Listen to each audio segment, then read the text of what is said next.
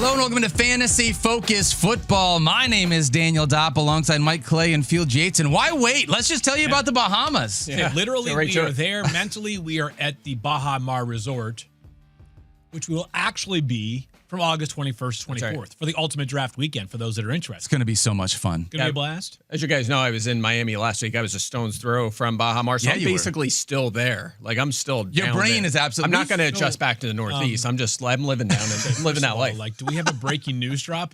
Tell us more about this Miami trip you took. You were in Miami last week. I was on Miami last week. I was on the beach, reading some books, just relaxing, sipping the golden margs. Yeah, I'm sorry. I forgot to tell you guys that. I forgot to mention it. Yeah, what were you doing last week, Field I was grinding tape and grinding fantasy football content. You and me both.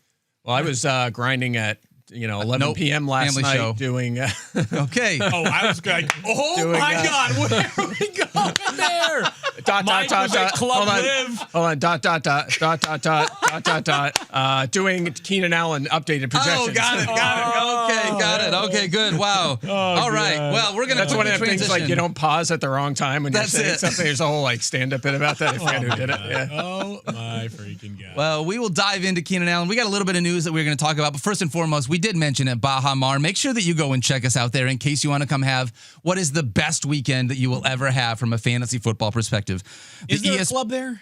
That's a great question. I think there is. You can grind at the club. At the club there at Baha Mar, for sure. What's that? Yeah. Weren't they upgrading the Jazz Club? Yes. They were building one while we were there. Cannot wait to check that out. The ESPN Fantasy Football Ultimate Draft Weekend is back for year 2 from August 21st to the 24th in the Bahamas. Enjoy an oceanfront stay at their luxurious Baha Mar Resort and exclusive events like our one-of-a-kind beach combine. You get to mingle with celebrity guests and NFL players throughout the weekend, including Todd freaking Gurley, Golden Tate, and Kyle Rudolph. Then you get insights from your favorite ESPN fantasy football experts. Even Mike Clay will be there before drafting your squad at our epic live draft party. It is a ton of fun. Go check it out, bahamar.com/draft. And you don't have to go with a league. You can just come by yourself. We'll put you in a league. It'll be a ton of fun. But also, I just want to say this. There are a very few number of tickets left for what's going on tomorrow, my friends. Yeah, I heard we added a few more to the New York City live show. That's right. We heard that there was, people wanted to be able to make sure they could come out, so we added a few more tickets. Thursday, August 7th at the Gramercy Theater in New York City. Go to fantasyfocuslive.com for information to purchase tickets. You get free food and merch and drinks for everyone that's going to be there. It's only $35. You get to ask questions. You get to hang out with us. There's a meet and greet afterwards. So come chill with us tomorrow in New York City. It is going to be a ton of fun, as those live shows always are. By the way, the meet and greet's always, that guessing game of, do you go for the fist pump or the handshake? The handshake, It's always that guessing game. You have to kind of watch and see where are we going? What are we doing with that? Once in a while, a hug. 5% of the time we get hugs, too. So, that's true. We get to play that game tomorrow, but, it's a lot of fun. The other thing is, sometimes you get to make eye contact with someone coming up through the meet and greet line, and they make eye contact with you and then just pass you over to get to wherever field is. So that hello to field. Oh, stop. That happens. Oh, stop. So he's the star. We accept that. We just stand in the background and talk I guess this guy likes field too. You want the group photo now? No, just you and field. I'm here too. Problem. I'll just stand in the background. It's you cool. guys, I have had it up to here. Use guys. It's use guys and your kindness. All right, over under 47.5 comments about Fields' hair from the people. From the people, I would probably say that's a lot of pressure. I would say over. I mean, after that Field and Shoulders commercial, I think it's going to track it. Who's going to track it? Do you think? I'll be doing nothing because everyone will be talking with him. So I'll just keep it tabs. I'll stand in the background. Oh, Michael, love it. All right, well, we're going to get into some football. Football talk starts at 4 minutes and 35 seconds for the YouTube chat. Let's dive into the opening drive. Okay, there's a yes. The opening drive. Hey, love that. Look at that animation, bringing some things here. All right, big news yesterday. Yeah. Jordan Addison officially suspended by the NFL for 3 games. Mike, I want to ask you, as a part of this suspension, did you already have this baked into the projections, or is that something that changed after the news yesterday? I did. This is one of the tricky parts of doing projections year-round, is always estimating these suspensions. I've had to do that in the past with certain players, and I've done it, of course, with Rashee Rice and Jordan Addison this offseason. At the time this news dropped, we already had him at 3 games suspension. So his projection was already 14 games. That was baked into our ranking of him. So for him, we didn't have to change anything. At least I did not last night. So same. Didn't have to. Really talented player, but a clear second option in an offense that is going to pepper Justin Jefferson with targets. That much we obviously know. There's a reason why he's going to go. Is likely a top 5 pick at worst in your fantasy drafts. But beyond Justin Jefferson, we also know that Minnesota unafraid to spread the wealth a little bit, right? You're going to see like a dusting of Jalen Naylor. You're going to see some Josh Oliver in the passing game alongside TJ Hawkinson, which is part of the reason why Hawkinson's season last year upon returning from injury wasn't quite as robust as we maybe had hoped for when you drafted him and stashed him for half the season on your IR list. Yeah, he's just a quick note here on Addison. Tricky evaluation because he scored most of his points last year in 3 games. I mean, he had 3 huge games. That was about half of his production. However, talking about the volume thing, he finished with 8 or more targets in 7 of his final 8 games to finish last season. Wow. That was different for him. We're not used to him seeing big target shares, even with Jefferson there. And TJ Hawkinson wasn't quite himself. He didn't score a touchdown last year. The volume wasn't what we're used to, but he was coming off that injury. Fewer yards in 5 of his 10 games. Right. So Addison performed at a high level, and he's a first-round player, obviously going into year 3. So I still think he'll be a starter in 10 and 12 team leagues once he's back. So keep that in mind. If he's falling in your draft because of the 3-game suspension, also this Kevin O'Connell offense does wonders for passing games. So good. They've scored at least 80% of their touchdowns through the air all 3 seasons that he's been the head coach up in Minnesota, which is kind of unheard of. That's big time. That tells you that they're calling plays that way near the goal line. So definitely plenty of appeal here. Addison checks in right around wide receiver 40 for most of us here at ESPN Fantasy. It also goes to show you how deep the position is. And that sounds low until you look at the players that are going at like 35 to 40, and you're like, oh, Rome Odunze is going as wide receiver 36, and he, like Addison, super high pedigree player, even more pedigree than Addison coming out of college. Yep. Second year in the league, which is usually where you see the player's biggest jump, year 1 to year 2. Ben Johnson-led offense. Should drink every time we say Ben Johnson-led offense. Should. That would be good. Would be not well. It would be you'd be grinding in the club later if you're. That's right. Drank every time we said Ben Johnson-led offense. But yes, the point is that Addison at wide receiver 40 sounds low and based off of the glowing things that we just said about him, relatively glowing things we said about him, until you look at the players that are just ahead of him in those. And also he's suspended for 3 games, which matters. I mean, it's not nothing. There's still value to be had once he's back, but we're factoring that in for sure. And just in case you are new to the show or new to ESPN Fantasy, when a player is suspended, you don't get to put him on your IR spot the way that you would. So if you draft him, he's going to eat a roster spot for you. Yep, correct. All right, let's talk about another wide receiver that just signed a deal. I feel like we were just kind of having shades of conversations around this guy. Keenan Allen goes back to the Chargers, signs a 1-year deal. I guess the big question for me, Field, is I don't really feel like Keenan Allen is going to deliver fantasy value for me this year as much as I would want, but is he going to take away fantasy value from the guys that I want in that offense, like Ladd McConkey or potentially a emerging Trey Harris as a rookie? I mean, I'd say this. Like, it was Ladd McConkey was the only player that you're really expecting fantasy production from this season. Like, if we got a Trey Harris, like, quick ascension into starting role, like, that would be an amazing, cool thing for fantasy football. But, like, my expectations for every non-Chargers wide receiver besides Ladd were pretty modest going into this season. I do not think this is going to take away that much from Ladd McConkey. It is certainly going to be a slight downtick in target share. That's an elite player who's, 23 years old, like not even anywhere close to the prime of his career. I'm not concerned about Ladd. And I'd say this on Keenan Allen. Do I think he's a week 1 starter? No. But, and he reminds me of a term that I used on Justin Fields somewhat recently, he's a pocket player. There's going to be a pocket of games. There's going to be a stretch during the season where you're like, oh, there you go. 3 straight games with 10 or more targets for Keenan Allen, because for whatever shortcomings he may have at this age of his career, 33 years old, the guy is still a very, very dependable middle-of-the-field player. We saw this late last season in Chicago. He got hot right down the stretch in the fantasy football playoffs, helped some people that either had been carrying him for much of the season or added him some point during the middle of the season. Yeah, I think there's some similarities to last season for him when he went to Chicago, and DJ Moore would essentially be Ladd McConkey, and of course Trey Harris would be Rome Odunze in this case, the rookie that's again an early round investment. And should have somewhat of a role. And last year we thought Keenan Allen, the target share's got to drop, and it did. It dropped considerably from his career high the year prior when he handled a third of Justin Herbert's targets in the same Chargers offense. However, Keenan Allen had the 11th highest target share last year among wide receivers. I mean, it was down from the Chargers, but it was still heavy reliance at about 8 targets a game. He has a pass with Justin Herbert. I think he will have a role here, and it would not surprise me if we're talking about him as a weekly wide receiver 3 or perhaps a flex. So, And again, I'm not really. I think Trey Harris. It's possible they just take their time with him and he develops. And Quentin Johnson, I'm not really worried about. They're not going to throw to the tight ends a lot, I don't think.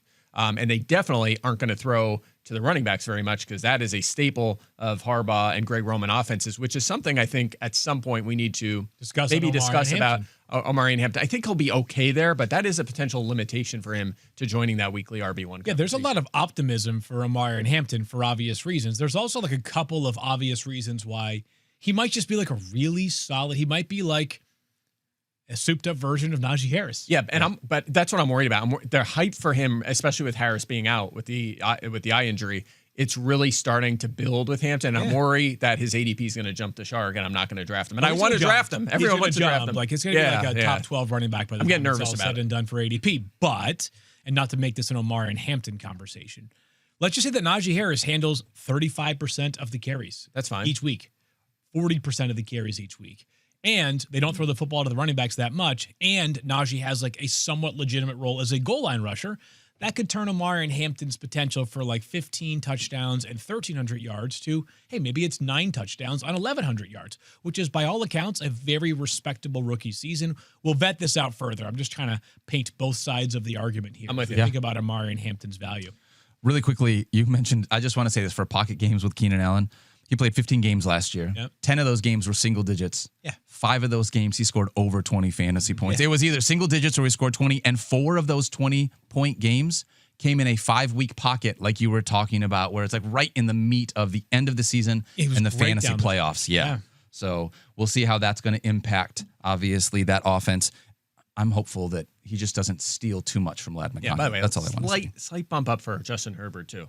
You know, I think I think this makes him more secure as a back end fringe QB1. QB1? Yeah. Love that. Like it. I wanted to mention one more thing that happened yesterday. No movement other than Kyren Williams got the extension that we had kind of alluded to earlier this offseason. Fields, you had talked about it. 3 years, $33 million. The Rams make a statement. This is the guy in their backfield, regardless of the fact that they've drafted running backs each of the last 2 years. Kyren Williams looks locked in to be their guy. As long as he is healthy, he will be their guy. He was third in the NFL in carries last season. No reason to expect that Kyren Williams will be lower than like 5th or 6th in carries this season. Not great news for the dynasty prospects of guys like Blake Corum or Jarquez Hunter. But for Kyren Williams, to me, this is a totally logical deal, by the way.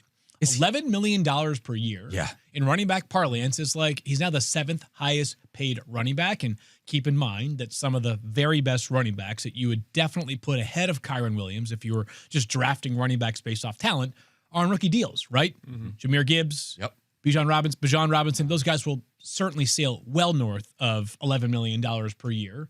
And what Kyren Williams is going to make for the next 3 seasons once they are extended, probably next offseason. But to me, this was like a totally reasonable deal from both sides. Locks Kyren Williams in as a workhorse. We haven't really had a lot of discourse about Kyren Williams this year. Has he become that unsexy running back in fantasy football that still just gets a ton of volume? He generates some interesting divergent opinions. Yeah, maybe he'll be like the next like James Conner. Well, although healthier, you know. But his worst weekly finish last year, his worst finish was 28th. On a week, which is an extremely high floor. Like everyone has dud games. He did not have a single dud game last season. I am worried about the 610 touches over the last 2 seasons. Can he do that for a 3rd straight year? And he has to do it. He has to get the touchdowns and the rushing volume because he does not do a lot in the passing game. The only frustrating thing about this situation is, you know, we talk about yesterday about those insurance backs, and sometimes it's clear cut. It is not clear cut with the Rams because I was not a Blake Corum fan coming in. I was a Hunter fan coming in. And I think if Kyren does miss time, like I don't know who it is. I think it's probably a timeshare and the best back win because we know Sean McVay likes to use one guy, but I'm not so sure it's one guy that it is someone like Corum. So that's the only frustrating thing about this situation. You know what's funny about, I was thinking back to Jarquez Hunter because I had, I think a 6th round grade on Jarquez Hunter. I ended up going in the 4th round to the Rams. And I remember Peter Schrager, who had just joined ESPN at the time, had a story on the DraftCast about how Jarquez Hunter was like Sean McVay or the Rams' like top player target on the board that day, day 3, which is why they ended up, I think, trading up for Jarquez Hunter. And it got me thinking about how like there are a few coaches who we often hear is like, this is their guy that they wanted in the draft. Is this a Joe Williams comment? It's a Joe Williams from Kyle Shanahan. Sean Payton loved Audric Estime, right? And it's like Sean Payton this year loved Pat Bryant, who they took in the 3rd round out of Illinois, which was very surprising to the NFL scouting community and me as well. And then Sean Payton immediately makes Michael Thomas comparisons, which make all of us in fantasy be and now like, he's what? like maybe 5th So on the I'm depth starting chart, to wonder whether when coaches give these public glowing endorsements, if it's a good thing for the player's outlook or a not good thing for the player's outlook. Yeah.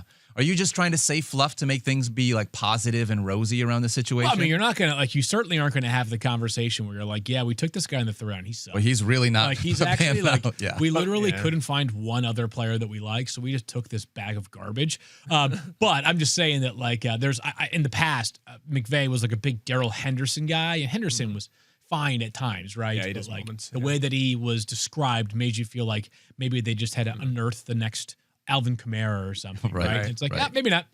Maybe not. I might have bought into that one year, but What I'm saying though is that Hey, like we've all been no, there. I mean we all do it, right? Oh yeah, of course. But I'm thinking I'm trying to show more prudence with these sorts of stories, and I'm not like, this is not a discredit of the coaches who are going on the record, or the reporters that are relaying them, right? Like, they're doing their job and doing it at a high level. Of course. It's just like, oh, like, they love one guy so much that they traded up for him, and they pay the player ahead of him $11 million a season, which means for the next 4 years, which is the entirety of Jarquez Hunter's rookie contract, he's probably at best a backup, assuming health for.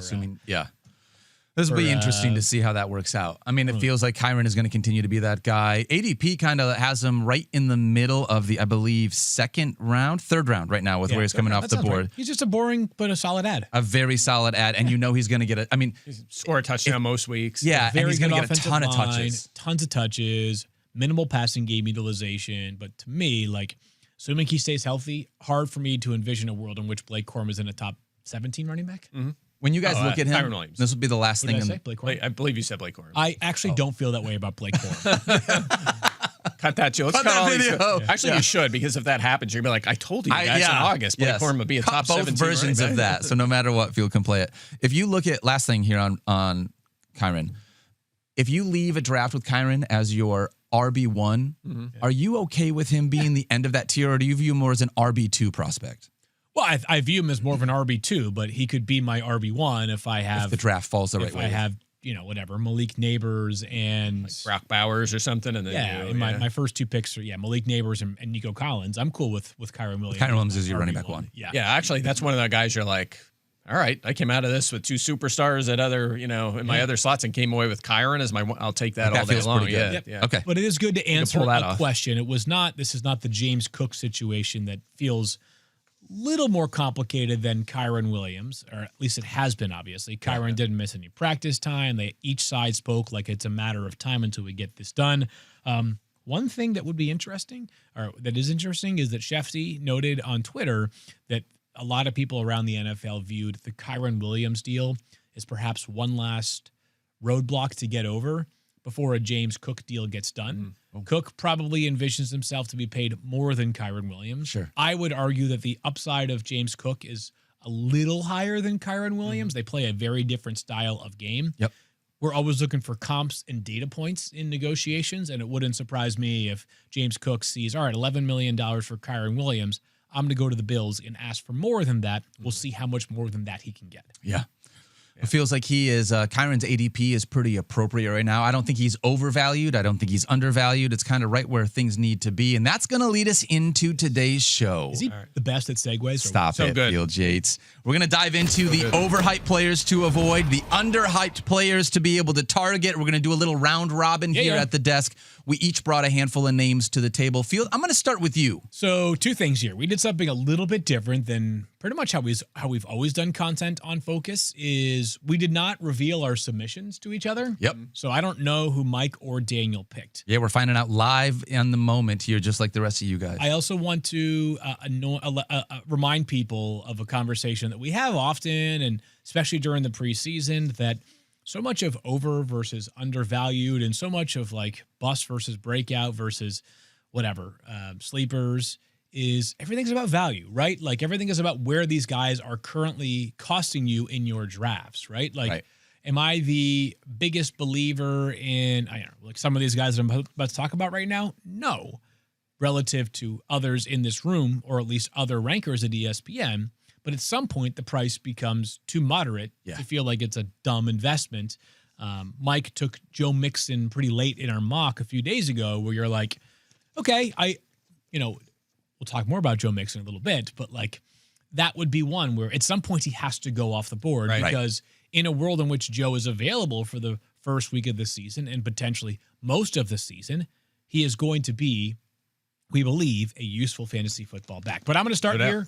I am going to begin with the player, and his ADP has dropped compared to where it was really each of the last 2 seasons, and yet I'm still a little worried about where things stand with this offense. It is Jets wide receiver Garrett Wilson, who's now got his He was ADP. on my list. Okay, there you go. So we did not talk about this again. So we may have had a lot of crossover picks, but our producer Christina whittled them down and kind of said, hey, we each submitted, I think, 10 or 7, whatever it was, and then we got a handful back. So Garrett Wilson, I'm not worried about the volume for Garrett Wilson. It is going to be monstrous. He has an average of, I think, just over 100 catches per season in his 3 years in the NFL. The concerns for me for Garrett Wilson are, does he have the same chance to get to monster yardage or monster touchdown upside as some of the players that are going to be drafted around or even slightly behind him? The DK Metcalfs of the world, the Terry McLaurins of the world, the Mike Evans of the world, even more players that go further down that list.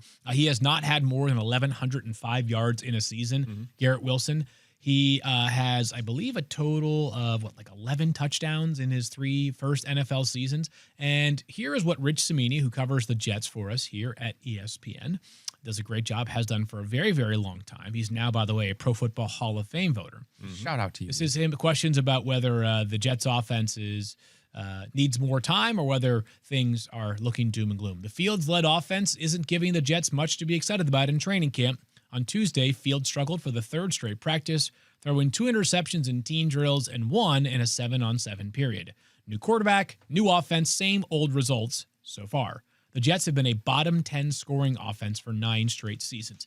If this was a recap of Matthew Stafford and the Rams, I'd say, hey, Matthew Stafford, water will find its level. He's an elite passing quarterback who will finish top 10 in a lot of categories in NFL history by the time he is retired. For Justin Fields, the biggest question mark is, can this guy throw capably enough to be a rising tide for wide receivers in an offense? We saw this in Pittsburgh last year. Even for a player of George Pickens' talent level, it was super inconsistent. And you can argue that's kind of always the case with George Pickens, but it was especially so with Justin Fields. So Garrett Wilson, who is being drafted right around wide receiver 17, my first name. I feel Mike, do you want to say anything? Because I'm on board. I barely drafted him this year, and it would not surprise me if the Jets are dead last in pass attempts this season at all with Justin Fields back there. I did when Justin Fields went there, I immediately tweeted that I was concerned about Garrett Wilson's ceiling, the volume. Like, we could talk about him as a 4th rounder and like a wide receiver too, but does he have a higher ceiling than that? I think that's where he caps out. I don't know how you go much further in an offense like this. So, whereas like if I told you that DJ Moore, and I'm admittedly a little bit skeptical of DJ Moore, but like if DJ Moore plays an Amon-Ra St. Brown type role, you're saying to yourself, like, that could be a top 12 wide receiver this season, right? If Mike Evans stays healthy, he could go for 80 catches, 1,300 yards, and 12 touchdowns because he's Mike Evans, right? In an offense that we expect to be quite pass heavy. So Garrett Wilson, my first pick. All right, Mike, you're up next. All right, my first one on here is another New York Jet. I'm going with another Jet. I'm going Breece Hall. Overhyped New York Breece Hall, another Breece guy Hall was also on my list. So Mike and I apparently shared a brain on this. We're concerned about the Jets, I guess, a little bit. Obviously very disappointing last season. He was top 5 in snaps and routes, targets, catches, and yards for the second straight season. So that sort of volume is there, but the rushing volume was down last year. And so he was not top 12 in touches last year, or yards, or touchdowns. And who's been getting all the hype in Jets camp this season? Not Breece Hall. It's been Braylon Allen. So weird. Who, look, he was a mid-round pick last season, but he was very highly regarded. I remember specifically Dallas fans being furious that Braylon Allen did not go there. For some reason, I kept seeing content about why they did not pounce on Braylon Allen last year, and he looked the part when he got opportunities last year. And again, he was also extremely young, too. One of the youngest players in the NFL, youngest player in the draft. So I do expect his role to increase. I think there's, again, fire where there's smoke with this one, and he's going to have a role as a ball carrier. Hall will still play. I think he'll be in the running back 2 conversation, but coming off low efficiency in this offense with Allen rising, I think that Hall just keeps coming off the board before I'm comfortable. So I'm just not doing it. He is no longer on scholarship. And what I mean by that is the talent has not changed. I still think Breece Hall is a really, really talented player, but he's no longer there with the front office that drafted him. He's no longer there with the coaching staff that has been coaching him for the past 3 seasons, right? Breece Hall, I use that term. He's no longer on scholarship. I think that's an important thing here for Breece Hall. By the way, he is now 3 years into his career. No murmurs this offseason that I saw, at least, of the Jets and Breece Hall talking extension. Now, you could argue that after last season, it's not the greatest time to be talking extension when you didn't have this monster year.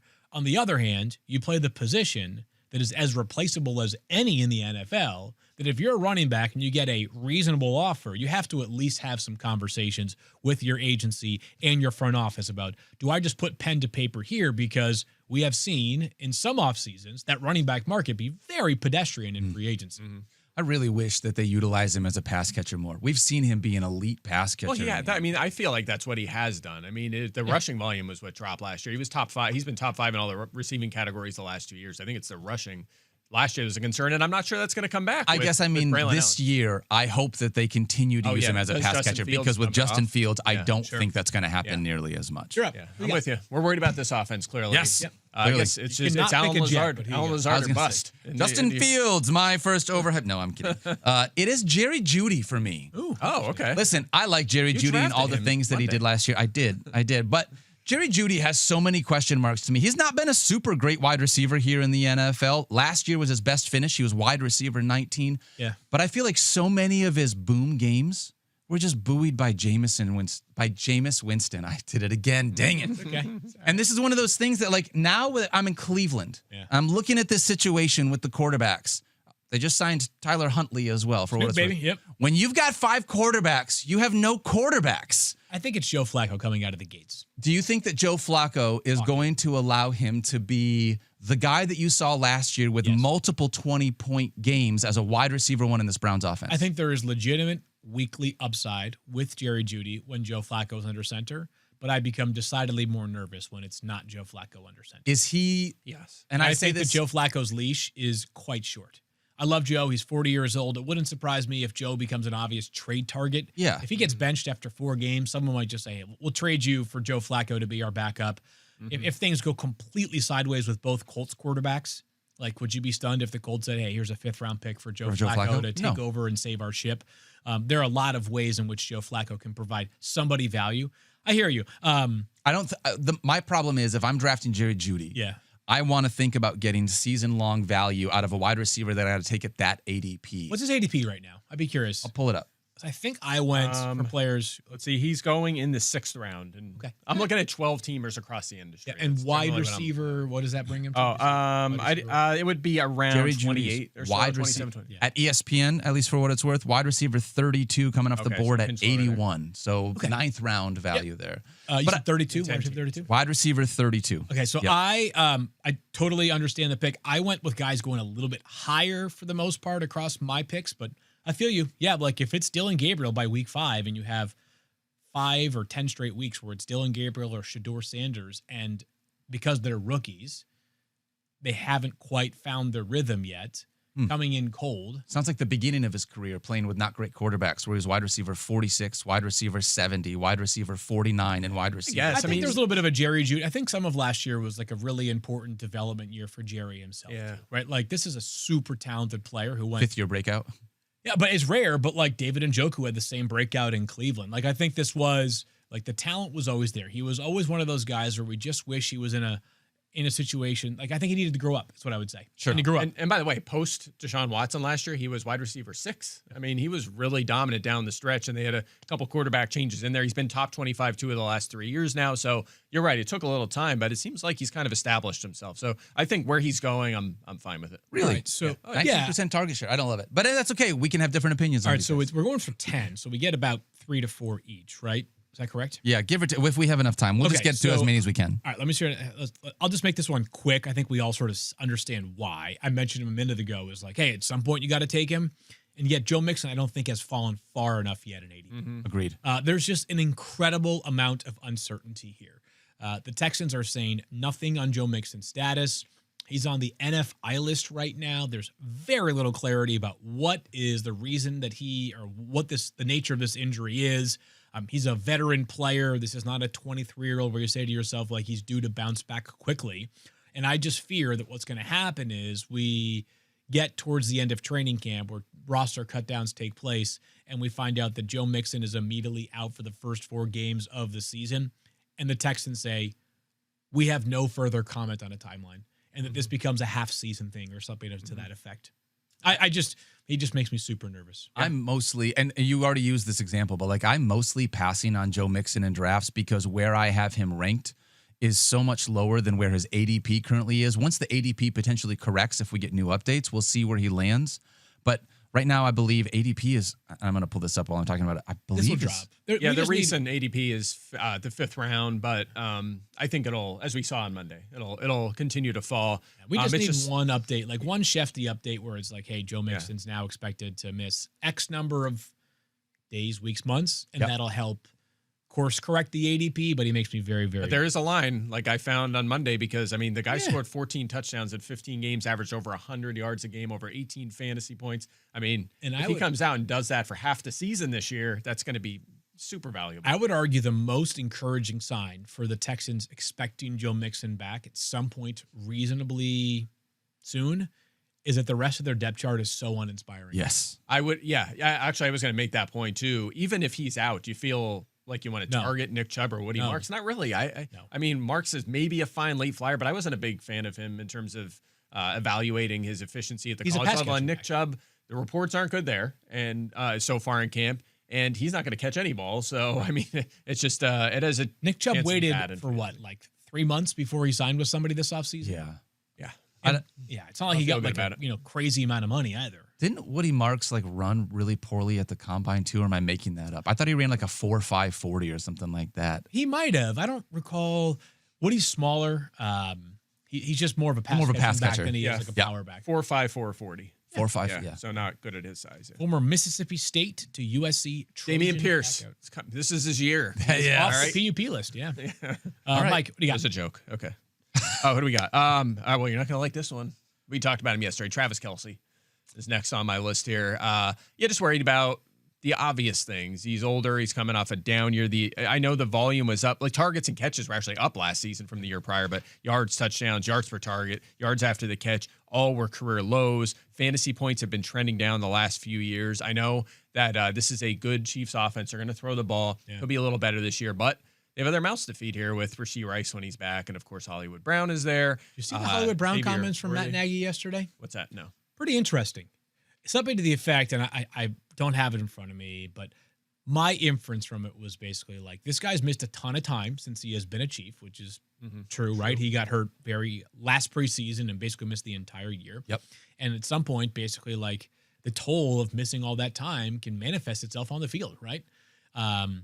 Which got me thinking about a world in which, for all the positive thoughts there are about the idea of an offense with Rashee Rice and Xavier Worthy and Hollywood Brown all running, verticals down the field with Patrick Mahomes, there's also a scenario where like we begin the season and it's Rashee Rice suspended and Hollywood Brown not available, and instead it's Xavier Worthy by himself with Jalen Royals, their 3rd round pick out of Utah State. Juju Smith-Schuster.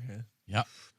That doesn't feel as great. Yeah, it could be. It? But I mean, again, even down the stretch last season, it was the Worthy show. The end of the regular season and the playoffs. I mean, it was the Worthy show. Not what do you the think Kelce the archetype they view for him is now going forward? Yeah, it's tricky because I felt like he's kind of slid into what Rashee Rice was doing, at least to some extent. So now is he with that lower targets, more about is it more vertical stuff, playmaking stuff? But I think there's room for Worthy and Rice when they're both on the field together. But I just keep thinking back to even the first 3 weeks last season where it was like, Travis Kelce not really being utilized as much now. They're running this offense through Rashee Rice, and then Rice went out, and then that changed a little bit, and he spiked in the middle of the season, and then he kind of dropped off again. Yeah. And now he's another year older. I don't know. Again, it's kind of what you said at the beginning. There's spots where, eventually we'd pounce on these guys, but I found myself, Kelce goes, and I'm like, I'm glad that wasn't me. You'll wait for Evan Ingram or First 3 games of the season, 17 fantasy points for Rashee Rice, 18 fantasy points, and 29 fantasy points. In those games, Travis Kelce scored 6.4, 1.6, and 7. And the target share was noticeably down. Much 4 like targets, Mark 3 Andrews targets, and 5 targets. And then as soon as he goes, Rashee Rice gets hurt, he has 9 targets, and then 11 targets, and then 5 targets, and then 13, and then 16, and then 11.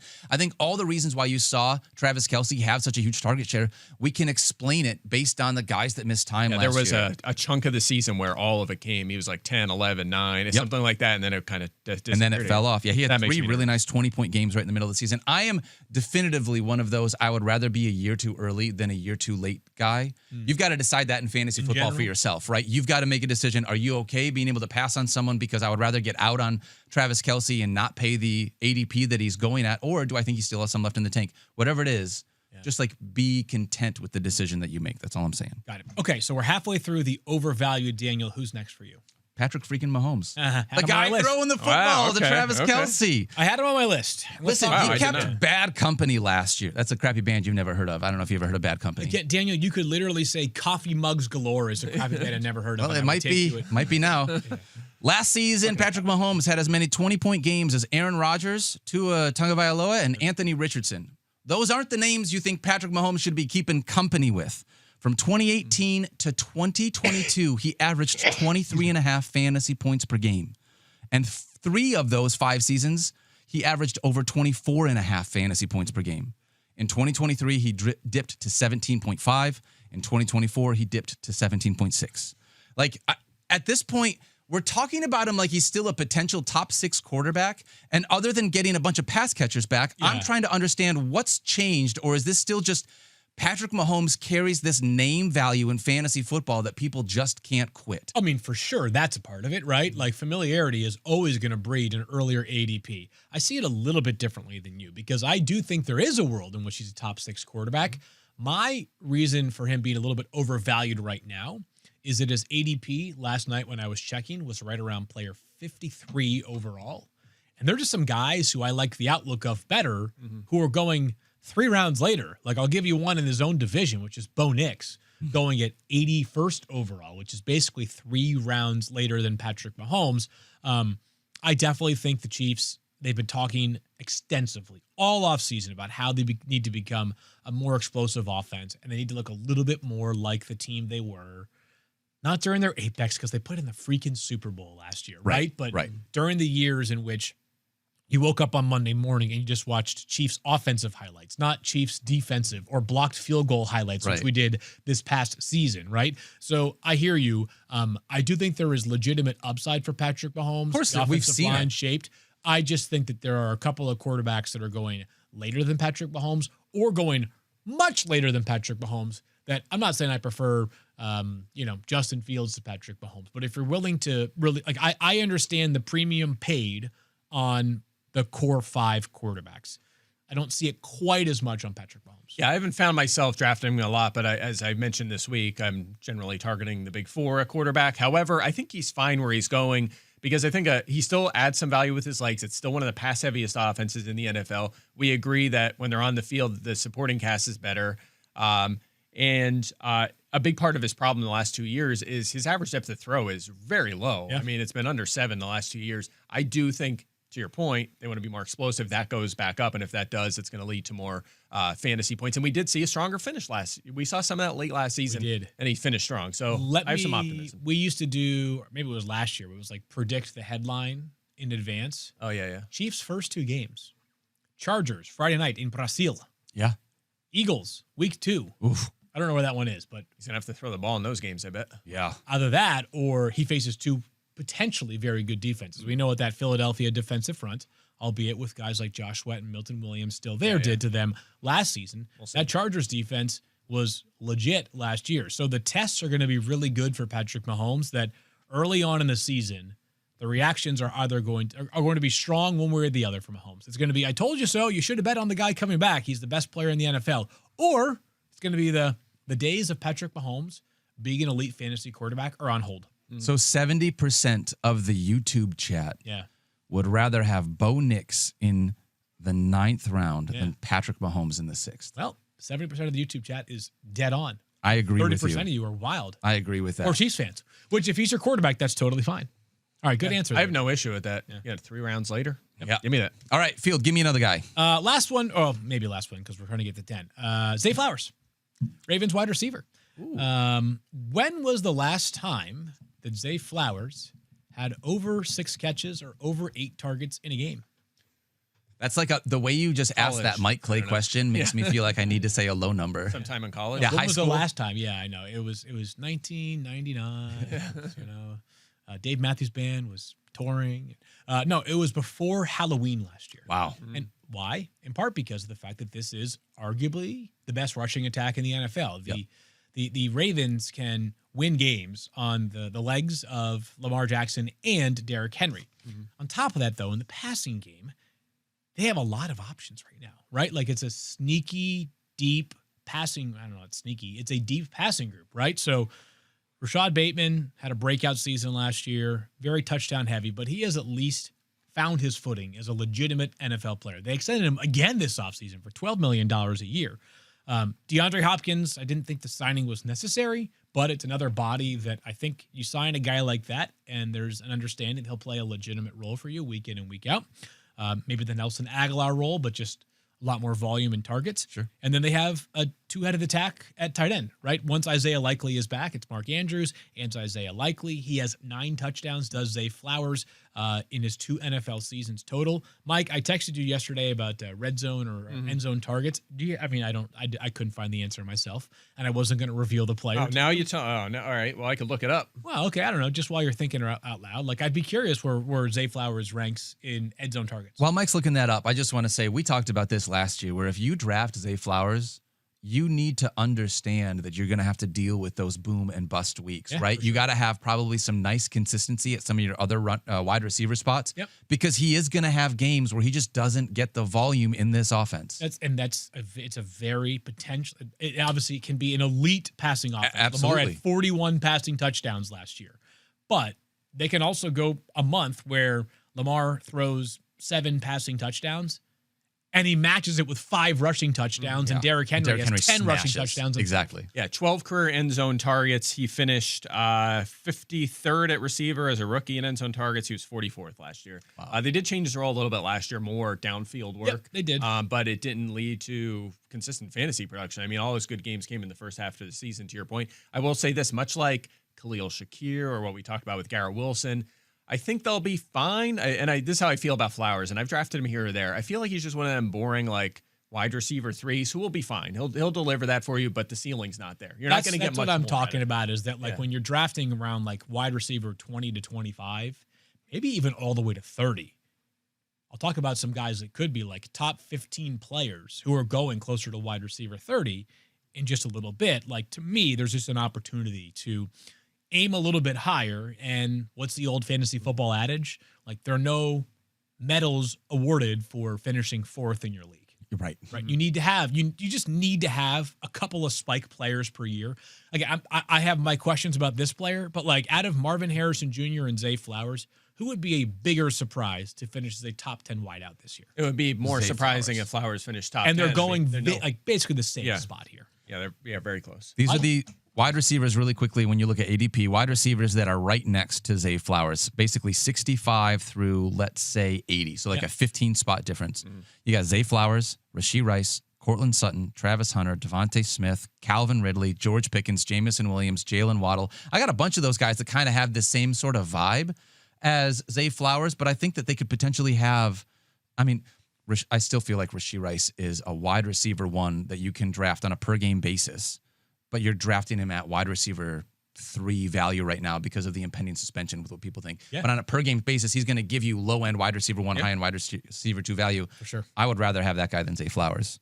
Mike, give me another game. All right, I'm going to stick with the tight end position and go with Mark Andrews. Yeah, again, much like Kelce, just not a guy that I'm comfortable pouncing on. And his ADP is not too bad. 12-team leagues, it's in the 8th round, it's fine. But I just, there's a lot of concerns here. Obviously, fell after all them top 5 fantasy seasons, fell off last year. Target share dipped all the way to 15% last year. I mean, Will Disley had a target share around there last year. Like, that's not going to cut it. What? He was very reliant on touchdowns, 20th in targets, 14th in catches, 9th in yards, but first in touchdowns with a career high 11 last year. His career touchdown rate was 7.1%. Last year, it was 16.2%, which is more than double. I mean, it's just not something that's going to sustain. This is a very good player. He's never not finished top 5 in yards per route run.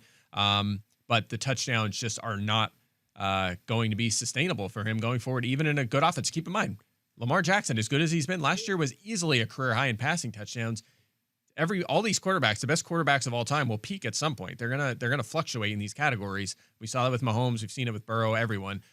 Lamar Jackson, Tom Brady might peak in the next decade. Brady too. Yeah, he still hasn't peaked yet. No way. You kidding me? But he did too. He had the season with Randy Moss, right? And then he came back to earth. They all come back to earth. So I'm not sure Lamar is going to put that sort of passing production up again this season.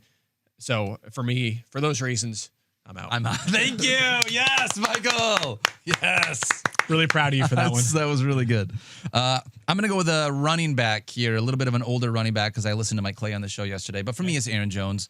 It's not that I don't think that Aaron Jones can't be a really good running back and can't be a useful RB2 for your squad. I just rather go a different direction. Last year, he had the most carries and touches of his career. He never touched the ball more than he did last year. By the way, he's 30 this year. Wow. He won't account for nearly, which is ancient when you ask. That's like 90 like that's human years. That's right. Mike is 40. Aaron's 30. And he just seems way older than me, right? Yes, he does. Yes, Michael, yes. I don't think he's going to account for nearly as many goal-to-go touches as he did last year. Last year, he had a bunch of them. They signed Jordan Mason, and I think this is one of those things.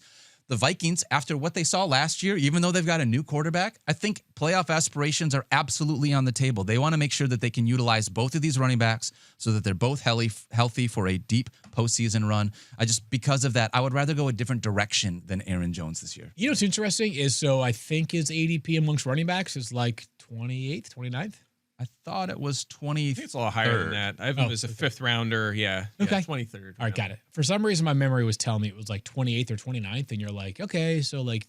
If he was 28th or 29th, I think I would pounce on him at that point. That's bottom 8 ADP in terms of projected starting running back in the entire league. Like, I'm Aaron good Jones with that. is 23 right now. Okay. There's a very real chance that he just splits the carries with Jordan Mason this season. There has been a lot of Jordan Mason hype so far this offseason. He looks like he's the real, I don't want to say the real deal for a 28-year-old journeyman running back, but you know what I mean? A guy that's going to be a factor here.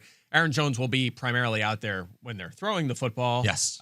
Mason, we know, is not much of a pass catcher, but again, they score a lot of their touchdowns through the air. Yep. Jones was not much of a touchdown scorer last year. He was very unlucky in that area, but nonetheless. And not to mention, and we should have mentioned this probably with Addison too. J.J. McCarthy. Yeah, he's uncertain. He's very young, and he hasn't played it down. I'm optimistic about him, but it might go poorly. It very well could.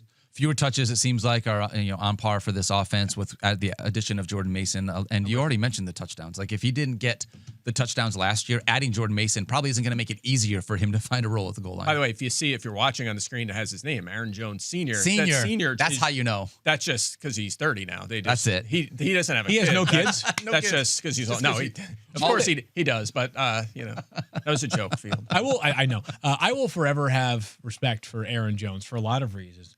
Not the least of which I think his cousin or second cousin plays or recently played for UConn. So Aaron Jones became a popular figure. I moved to Connecticut 5 years ago, and it took me about 5 seconds to figure out just how much the state lives for UConn basketball. Oh, yeah. It's awesome. Yeah. So.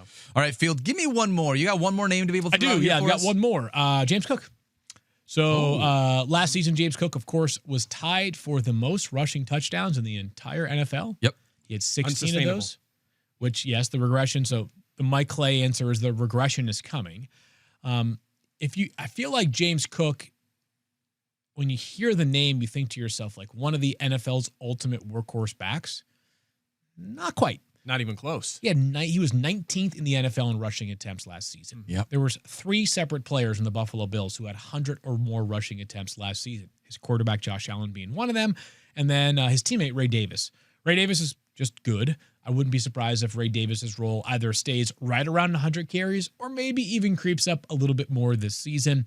I think James Cook will get paid. I think James Cook is a factor in the passing game when he gets opportunities, but he does not get a ton of them. And the team believes they have the best third down back in the NFL, which is Ty Johnson, who, by the way, Ty Johnson has made a ton of huge plays. Don't say that name around me. I'm sorry. Ty Johnson just crushed the Lions in that Bills-Lions game. I remember it. I certainly do. Brutal. Crazy catch. But the bottom line is this, is that like he's a very, very talented player with a very good role as opposed to an elite role. So James Cook being drafted around the likes of Kyron Williams and such, little bit more risk for James Cook in my opinion. I just want to say this about Cook and where he's going, because I've had this struggle this season expecting that touchdown regression and knowing that he's in a 3-man backfield, but also in a really good offense, kind of weighing all these things.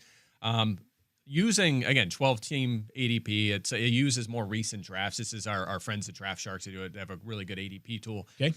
There's 3 running backs going in the third round, which are James Cook, Alvin Kamara, and Breece Hall. And I very clearly like James Cook among that trio. Yeah. So I'm still like, I can justify this because, fourth round is Ken Walker, Hampton, James Conner, Chuba Hubbard. Like, yep. I think where he's going, it's fine. I think it's just kind of the state of the running back.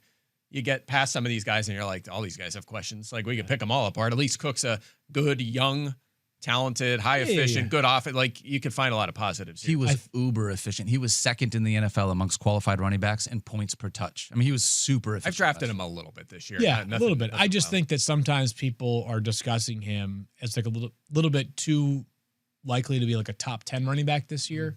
I think it's possible because those touchdowns can certainly inflate your value, but I think it's maybe a little more likely that he's outside the top 10 than inside. Yeah, how many times does a running back lead the position in touchdowns and finish 8th in fantasy points? Probably not often, not right? often. I mean, you're going to be much higher than that in that scenario. Yep. Yeah. All right, that's going to do it for our Jared overhyped players. How dare you? Do you want to reveal like other considerations you had? I'll tell you who else I have here. Jared Goff, of course. Brandon Ayuk. Okay. Not, layup one there. Yep. Najee Harris. Easy one. And I was going to go Deebo Samuel, too. Okay. As well. My other names, we mentioned a bunch of them. Travis Kelce. I also had Joe Mixon. Okay. And then I've also got Tyreek Hill and Mike Evans. Tyreek Hill was also one of mine. Yeah. I was thinking last night about, like, do I take Tyreek over Ladd McConkey now? Wow. Thinking about it. But it's a good close, here's what I would say is that the ceiling for Tyreek Hill is still exceptional. Yep. The risk of Tyreek Hill vis-a-vis a guy like Ladd McConkey feels to me the reason why you go Ladd over Tyreek. Yeah, higher ceiling, but riskier. You're right. For sure. I mean, Tyreek Hill, I think there are questions. I think this is legitimate now. Like, I think we've legitimately crossed the point where it's, hey, this guy might just be like oil and water in his own locker room. Yeah. Right? Like, he might just be the kind of player that, like, has run its course with this franchise and will be better suited moving on to the next. Yeah, and I'll just make one quick point on this. As bad as last season went, and he barely played in Week 18. He finished 18th in fantasy points. I mean, Ladd McConkey was just a few points ahead of him. Sure. I get you. He's still, I mean, if things get back right for even half the season, he could light it up again and finish. Yeah. Why did he play so little in Week 18? Because he quit on the team. Yeah, I don't know. It's a tough one because he did play hurt all season and he did not miss a game last year. I know it. And when it was over, so that's a tricky one. I hope he comes back strong and motivated. We move slow enough that we're not doing undervalued, by the way. No, I got a great undervalued on another day. I also have a really good list for what it's worth. But let's take a couple of YouTube questions if we have the ability to do that while they pull up our first YouTube question.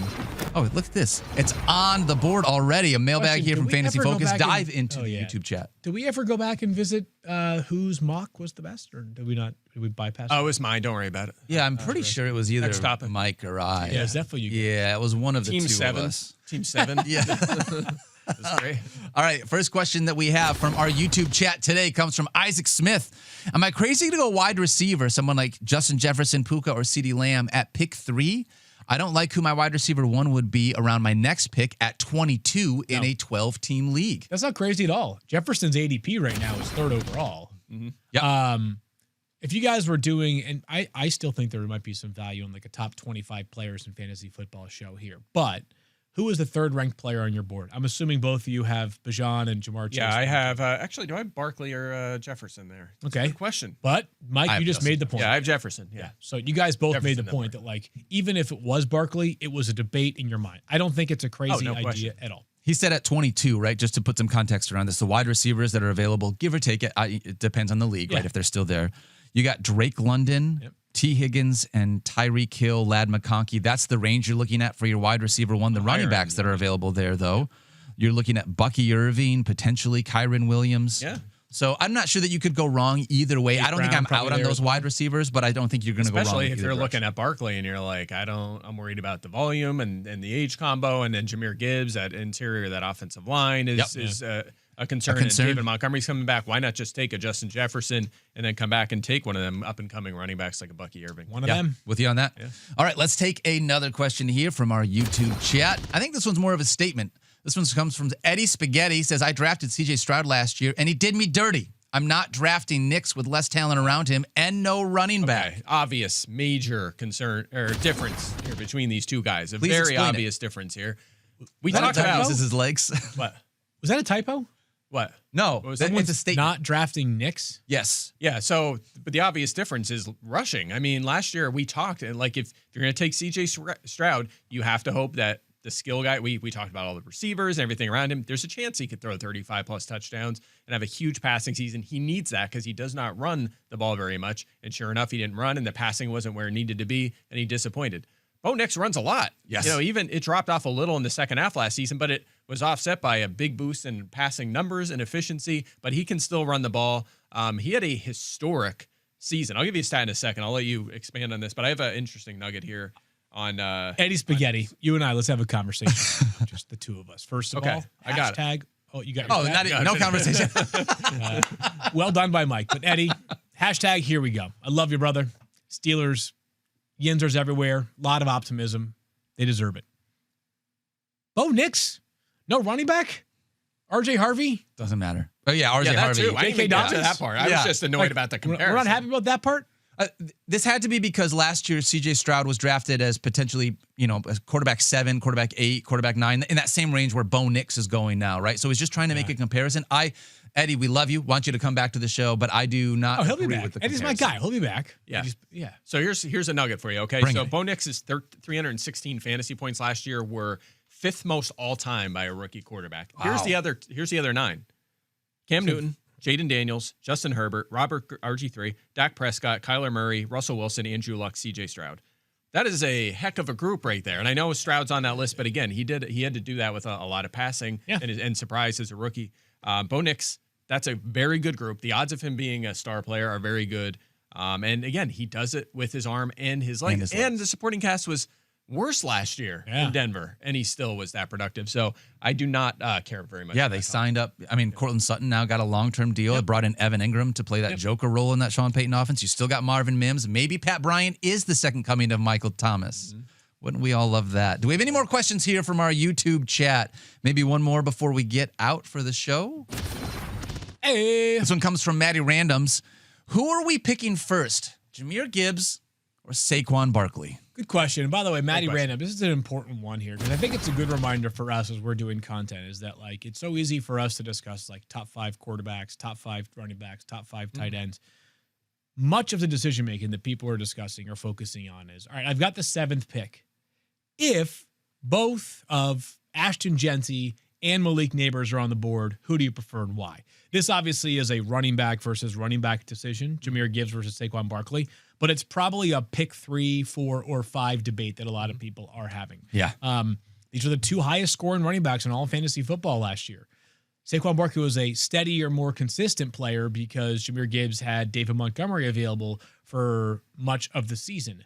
If David Montgomery is unavailable for a given week, Jahmyr Gibbs would be the number 1 player on my fantasy board if I were to rank every single player available in the game that week. Yep. But David Montgomery's got 22 touchdowns in 2 seasons with the Lions. He's going to play a role. To me, if each of the players... He has 22 touchdowns in 2 seasons. 20 touchdowns in 2 seasons, yeah. Yeah, Jahmyr Gibbs scored 20 last year alone. Mm-hmm. Well, he's amazing, but I'm just saying... A lot of that was after Montgomery went out, too. I mean, right. If now, the best argument for Jahmyr Gibbs over Saquon Barkley is that if Saquon Barkley just has age/fatigue regression, then Gibbs could continue to ascend. Mm-hmm. But if those 2 players perform and are utilized similarly to how Gibbs was with David Montgomery in the fold, to me, the answer would clearly be Saquon Barkley. I lean Saquon Barkley by the narrowest of margins, but we can have a debate.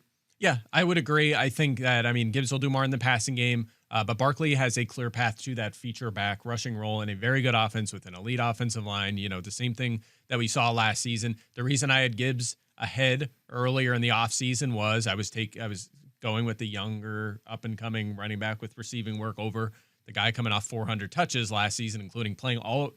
It wasn't during the regular season. He had to play all the way into the Super Bowl. That's a lot of work. I'm so sorry that he had to do that for you guys. I know, it was tough. It was tough. I was sitting there at the Super Bowl miserable because I'm like, oh, man, I'm going to have to lower next I think year. You dropped this. Oh, my This God. is tough. The Super Bowl. Week 8 projections for next year aren't done yet. How am I going to survive? The Eagles are just absolutely stomping the Chiefs right now. Super Bowl champions again. Must be nice. I was like, get me another Savi B from the bar, But the reason I ended up switching spots is I'm a little bit concerned about, for the first time in the Dan Campbell era, probably the offensive line to it. Oh. No, well, that too. But I mean, you have 2 good tackles, but inside, that's a big question mark, Daniel. I mean, their worst lineman last year might be their starting center now. He will be. Yeah. Yeah. So it's uncertain. It might be fine, but it's uncertain, and that could be a factor here for the efficiency. It's enough to break the tie for me, at least. Sure. I do like the guards that we have. Not a lot of people know who Christian Mahogany is, and then obviously we drafted Tate Ratledge out of Georgia last year in the second round. Graham Glasgow at center is going to be something we got to figure out. And that's going to impact both David Montgomery and Jahmyr Gibbs in a pretty serious way. I think he's a better backup center that you can rely on in spot situations rather than a full-time starter for your squad. However, I just want to say this.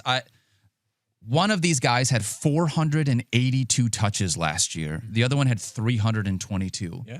I just like the idea of the historical regression of how, when you have that many touches, it's so difficult to do it again. I think it's easier for Jahmyr Gibbs to be able to get to this path. You're right.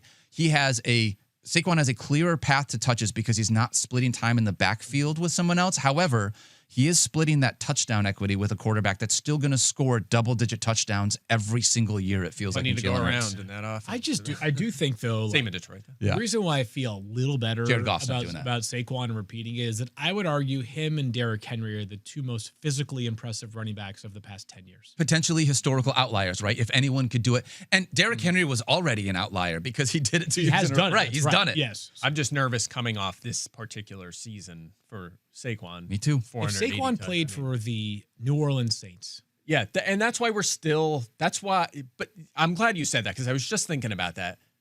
It's not a normal situation either. He's still playing in a great offense behind the best offensive line in the NFL. So I'm glad you said that because that is why I'm holding strong on Barkley this high as a top 5 pick for that reason. All right.